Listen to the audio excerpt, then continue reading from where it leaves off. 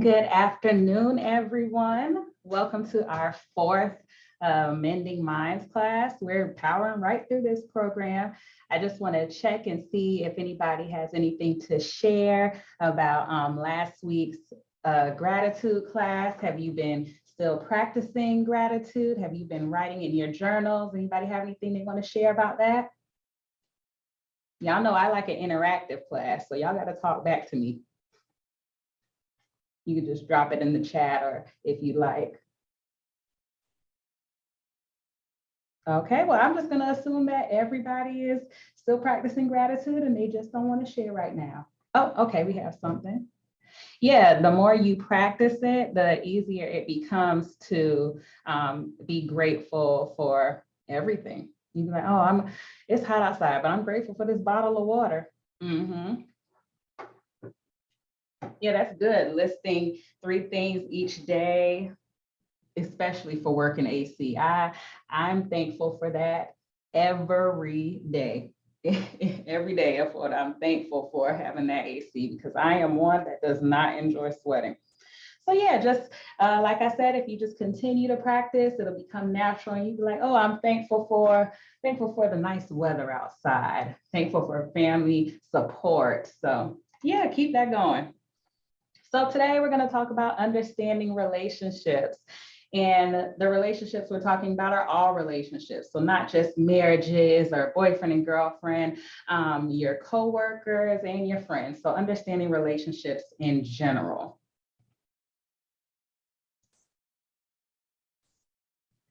So by the end of this class, you should be able to identify the health benefits of relationships. You should be able to recognize aspects of healthy and unhealthy relationships and learn tips for maintaining healthy relationships. So first question is, why be social? Why do we have to have a group to connect with? Why is it good for us?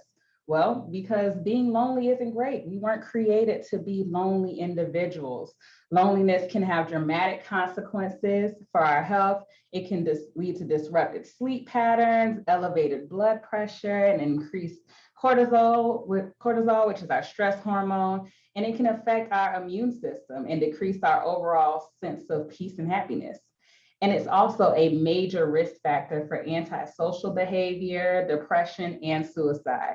But let's be careful not to confuse loneliness with wanting alone time. Having some alone time is good for you, but we don't want it to get to the point where now we're feeling isolated. Now we're feeling like we can't go out and be social. It becomes crippling, and then we find ourselves being lonely. So let's not confuse that.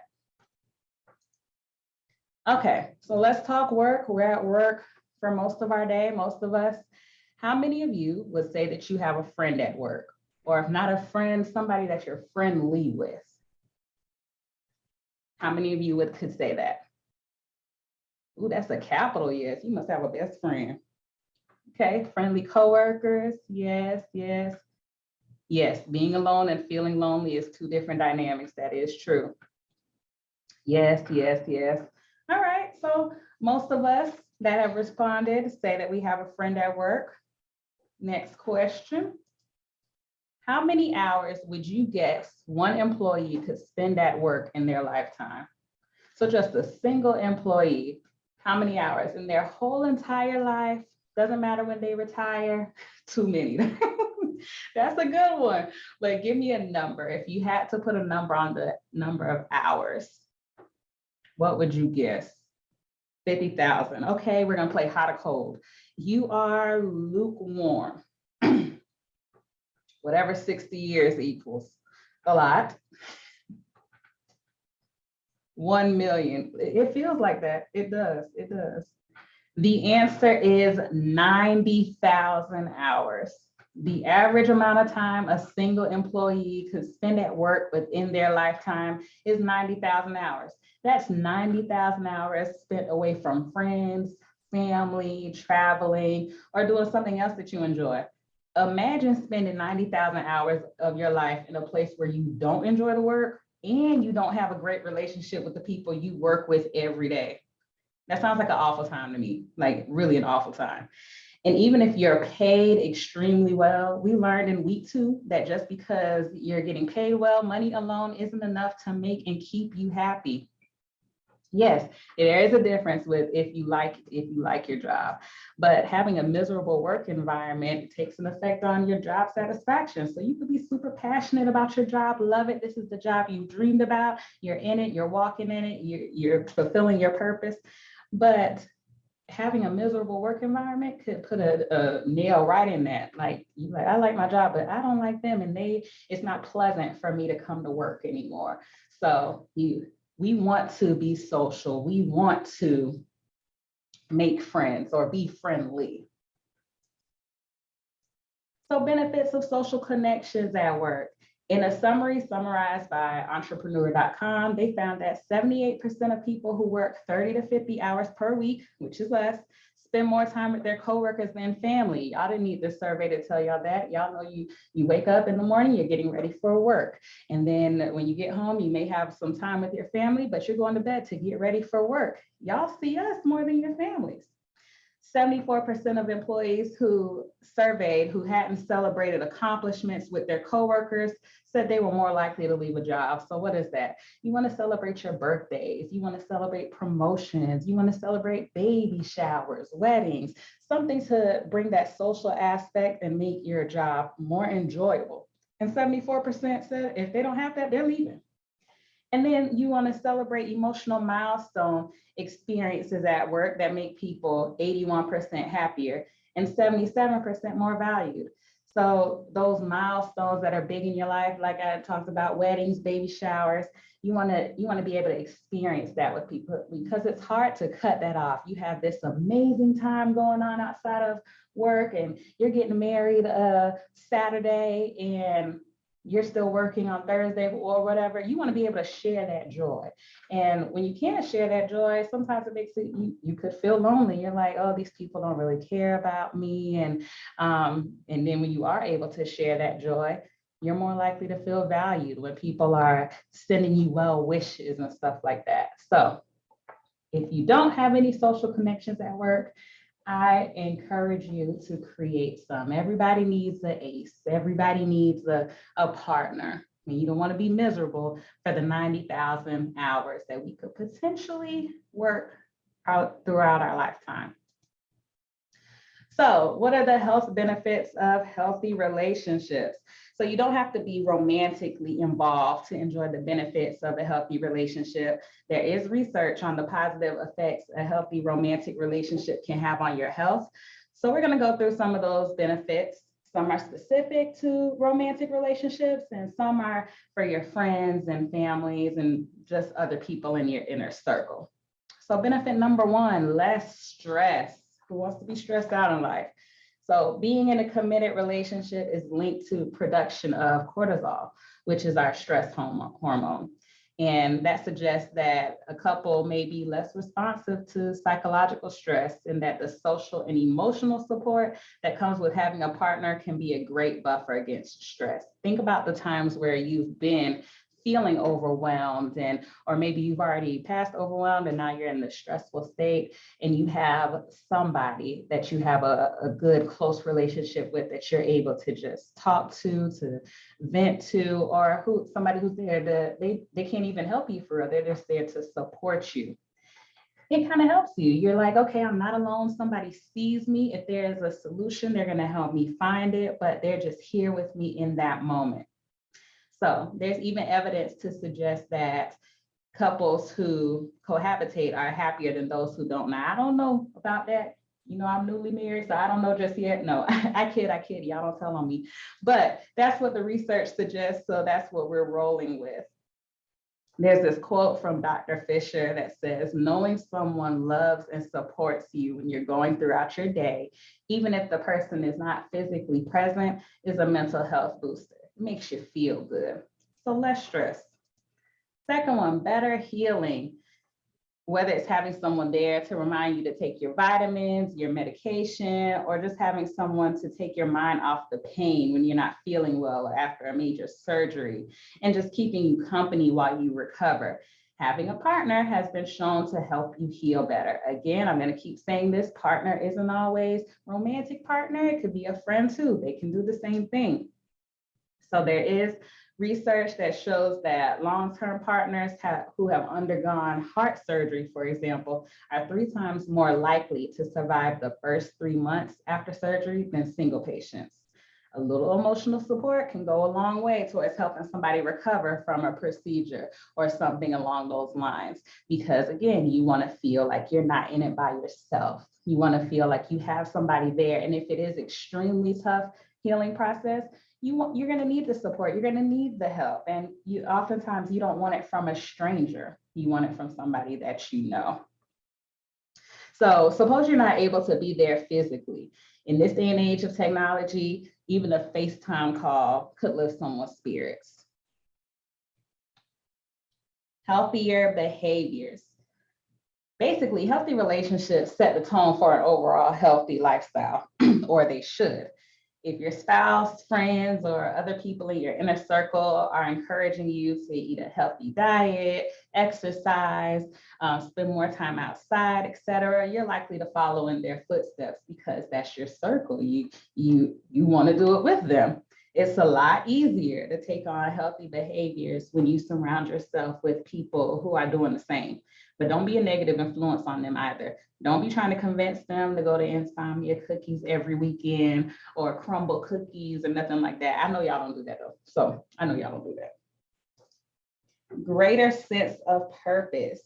Many people, they like to feel like they're doing something good for someone else and improving the world in some way, shape, or fashion. So being in a loving relationship, no matter what kind, can give a person a sense of well-being and purpose.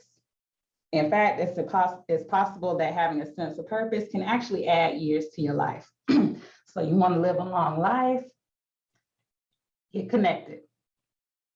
Speaking of long life, research suggests that having social ties can increase longevity. Everyone is unique and has their own needs and desires when it comes to relationships, handling stress and living a meaningful life and all that. If you're the type of person who enjoys being alone, I'm not saying that you can't have any alone time. Alone time is good. But attempting to form a few new close relationships or cultivating the ones that you already have could contribute noticeable benefits to your mental and physical health.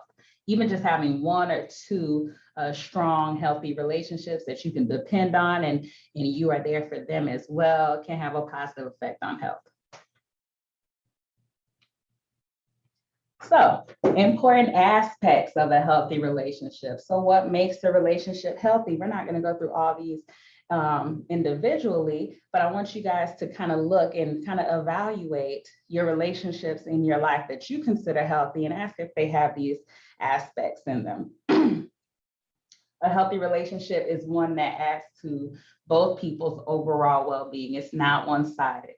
So if you are being this friend to this other person and you're not feeling that they trust you, you're not feeling respected, your boundaries are just there for show, then that's not a completely healthy relationship.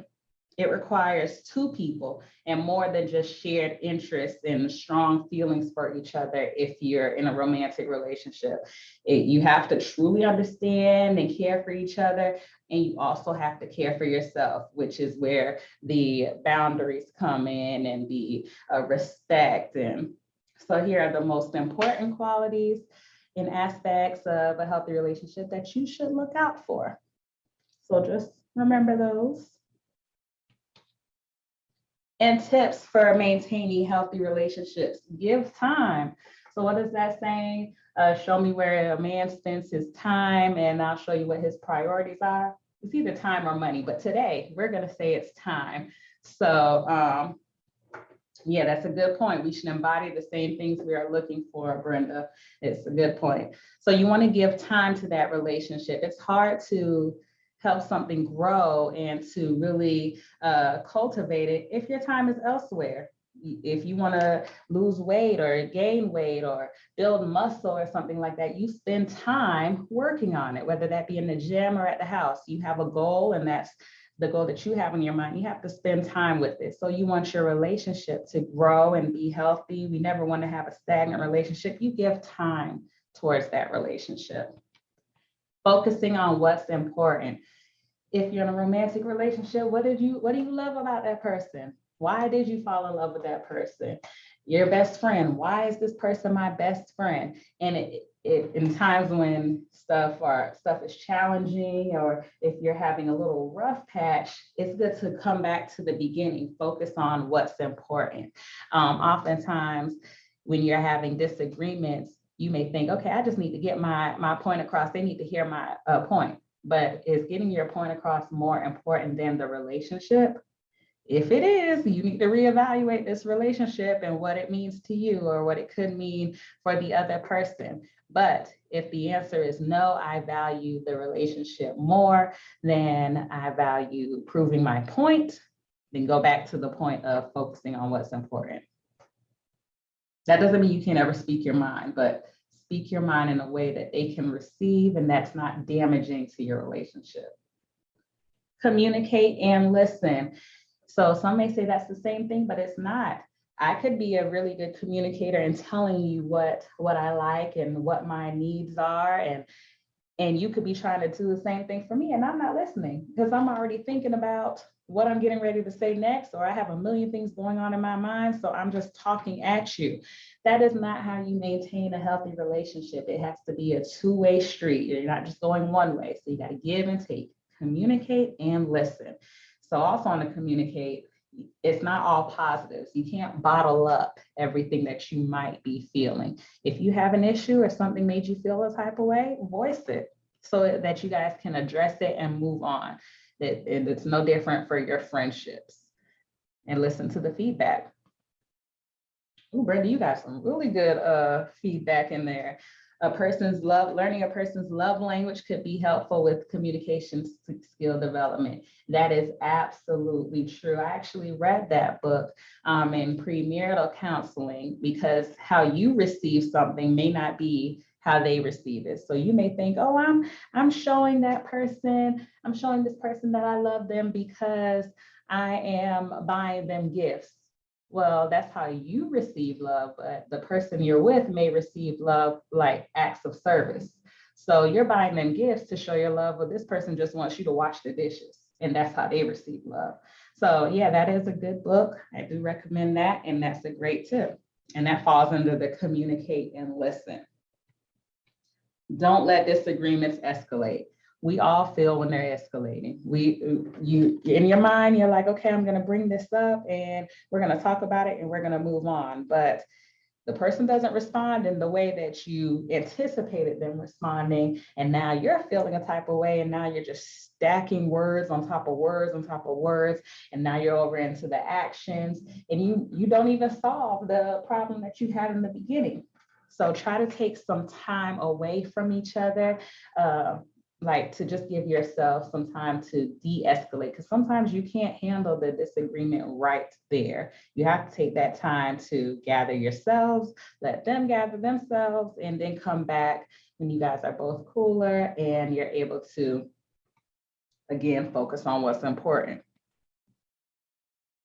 Set boundaries.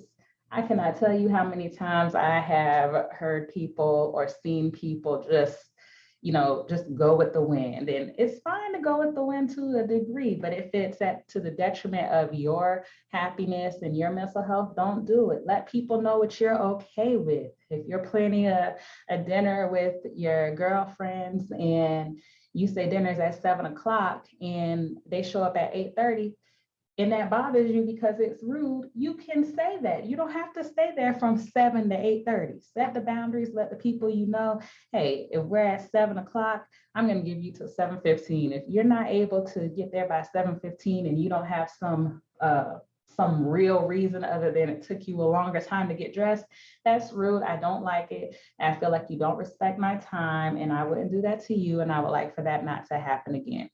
And if this is a healthy relationship, they should be able to receive that. So whatever your boundaries are, set them, and you have to set them and let people know. You can't just have the boundaries in your head and don't tell anybody. So they're coming to dinner at 8:30. You have an attitude the whole dinner. and didn't even tell anybody you were upset. And then you didn't even tell anybody why. So set the boundaries, let people know, and be able to receive their boundaries as well.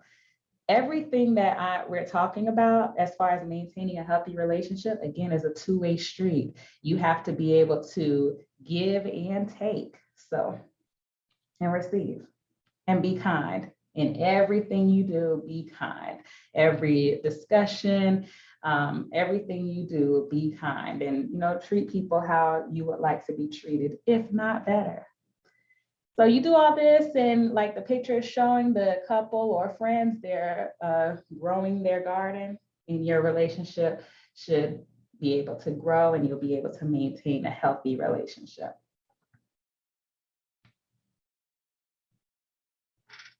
Relationship red flags. So we spend all this time talking about the benefits of having a healthy relationship, but we know not all relationships are healthy. Not all of them make our lives better. Some relationships just aren't good for us. So what we need to do is recognize them, recognize the red flags that could be toxic to us. Red flags are just warning signs that could indicate unhealthy or manipulative behavior, and they're not always recognizable at first, which is part of what makes them so dangerous. They tend to grow bigger and bigger and become more problematic over time, because when a relationship is new, it's fun. You're getting to know that person, and they're not always being their true selves. They're sending a representative. So, but red flags can present themselves in any close relationship, friends, colleagues. Yes, some of your colleagues can be toxic, family members, spouses. Like I said, the goal is to become aware of some of the more common red flags so you can avoid getting involved in toxic relationships. Some are harder to avoid than others, but the goal is to be able to recognize them. And then if you find yourself already in a toxic relationship, it's a good time to pause, take a breath, reflect on the dynamic that you have with that person, and then seek help if you need it. If you need help addressing it, if you need help removing yourself out of the situation, seek help. So repairing relationships. You're already in a relationship and something happened and you guys are fractured. How do you repair it? I did ask Dr. Cheshire to shed some light on this. Dr. Cheshire is the director of CHAMPS, the Center for Healthy Minds and Practice, over here in the Wellness Center. Now, we did record this with the webcam and the volume is kind of low. So take a couple seconds if you're able to turn it up, and so that you can hear. Hi, everybody. I'm Dr. Dave Cheshire. I'm a psychologist here at the hospital and the director of the Center for Healthy Minds and Practice. And I was asked to come and talk about repairing relationships once they get on kind of rocky ground. And so you're in a relationship with a family member, with a friend, with a significant other, and things have been kind of on thin ice for a little while, and they're getting kind of rocky. And now we're looking at things that you can do to try to improve your relationships so things aren't quite as tense or quite as difficult at home. One of the very first things is kind of acknowledge that this is happening. And a lot of times when people are having trouble in relationships, we kind of pull back. We don't want to exacerbate the situation or make it any worse. And so we tend to be very quiet. We walk on eggshells. We avoid bringing up topics. And that has the effect of making it a lot easier to be around people, sort of. But at the same time, we're not addressing the underlying issues that have led to this situation in the first place. The very first thing is we want to engage each other. We want to engage dialogue. And what's the best way to do that? Well, listen, like the saying goes, it takes two to tango. And I consider all relationship problems not existing within a particular person or another person, but instead it's kind of the gap between us that needs correcting. And so if you find yourself kind of having a really hard time being hostile or a really hard time with other person, remember, relationships are like a tennis match. If you put your tennis racket down, it's awful difficult to play tennis alone, right? And so if you can engage yourself, engage your partner, and basically say, hey, things have been rocky lately. I get it. And I know I'm contributing to that. I don't want to do that anymore. What can we do to try and fix things or make things better? And also, you might start right off the bat by apologizing for your role in what's going on. So, I know I'm contributing this. I'm super sorry about that. I really respect you. I love you. I want you in my life. I want us to be happy together. Can we talk about what it takes to get there? Okay. That's a great opening bid. We really need to acknowledge we're in the year of COVID still, right? For 12 months, we have been in isolation. And sometimes we're isolated with the very people that we don't want to make upset, but at the same time, they say familiarity breeds contempt, right? So everybody's ready to get on with their lives. Everybody's ready to move on and not be so cramped up. And we've probably gotten underneath each other's skins quite a bit. And that's pretty normal. And we're seeing a lot of that over here at the Champ Center. Families or friends or people who are partnered are just together too much and they're not giving each other enough space because of the pandemic. So starting off with dialogue, apologizing for your role in that, making sure you're giving the other person space. So important for all of this. Not too much space that you're not engaged, but not being totally on top of each other too. Practice gratitude. Find things about the other person that you really admire and like. There is something in everybody that we admire. And find a way to kind of put that out there and say, hey, I really like what you do with your hair today. I really like the way you look today. I like your haircut. I like the whatever that might be. Give each other compliments. Make gratitude. Thank you so much for taking the time to make dinner today. Thank you so much for cleaning up the yard. Thank you so much for running to the store today. Find ways to really engage another person and help them know that you respect them and that you value their interactions with you. Sometimes our habits get to be too strong and then we just kind of get on top of each other. We don't know how to break the habits that we've fallen into, like we're not talking to each other, like we're not giving each other the affection that we used to do, like we're not showing all of the gratitude and everything else. And if it gets to be too hard or the other person just isn't able to accept what you're giving them, then it might be time to talk to somebody else. Now that somebody else could be formal, like me, like a therapist. And here at the Champ Center, we will work with any individuals or couples, provided at least one member of the couple is an employee of the system. But that doesn't necessarily mean you have to use a therapist. There are plenty of other good people out there that can help you reset your patterns. It could be a member of the faith, so a spiritual leader, a priest, or a rabbi, or a minister. It could be a trusted family member or a friend. It could be a professor or a teacher or a mentor. It could be basically anybody you feel comfortable talking to. What we really want to do here is start the dialogue, because sitting in silence, suffering in silence isn't going to fix anything. We really need to engage. And sometimes another person can help us do that. And then once that starts, practice, practice, practice. It's taken a while for us to get into these ruts. We have had a year of COVID where we've learned not to be around each other. And so we've kind of gotten that ingrained to us. It's not normal right now to engage people. So we really need to practice what's it going to be like when we do start to re-engage. And some of that might be uncomfortable. A lot of this is uncomfortable because we kind of drifted in a very comfortable way to where we are right now. So making the change can be uncomfortable, but it's so worth it. Once you commit to making things better and doing positive change and playing your role and your part to make things more congenial at home and with your loved ones, you can really start to develop better habits, stronger habits, in a way to really fix what seems to be sputtering along. Thank you so much, and I look forward to talking to you. If you need anything, you can reach us at champ at 48332 or at champ@jax.ufl. Thank you much. All right, as you could tell, that video was filmed for our first Mending Mind session over a year ago, but the information is still relevant, it still applies, and those are still really good tips on how to repair a relationship. So I'm just going to touch on a few of these. So like Dr. Cheshire said, hold yourself accountable for your part in your relationship needing to be repaired. Start with an apology, but also in there, maintain your self-care and a routine, whether that be a bedtime routine, a nighttime routine, a gym routine. Continue those. Beware of substance use and abuse. Sometimes when we're feeling isolated or when a relationship that we were so close with and that we depended on, when it becomes fractured, we look for that support in other areas. So beware of that. Broaden your support system. So maybe you just can't go to this one person all the time. You can ask other people for help, have other people that you have healthy relationships with to support you through this time. Plan something fun, date days, friends go on dates just as well as people in romantic relationship go on dates. And hopefully that'll help you to, have fun together and be able to enjoy each other's company. And then ask for help if you need it. I will be showing Champ's contact information at the end of the presentation, and it's always on our website as well.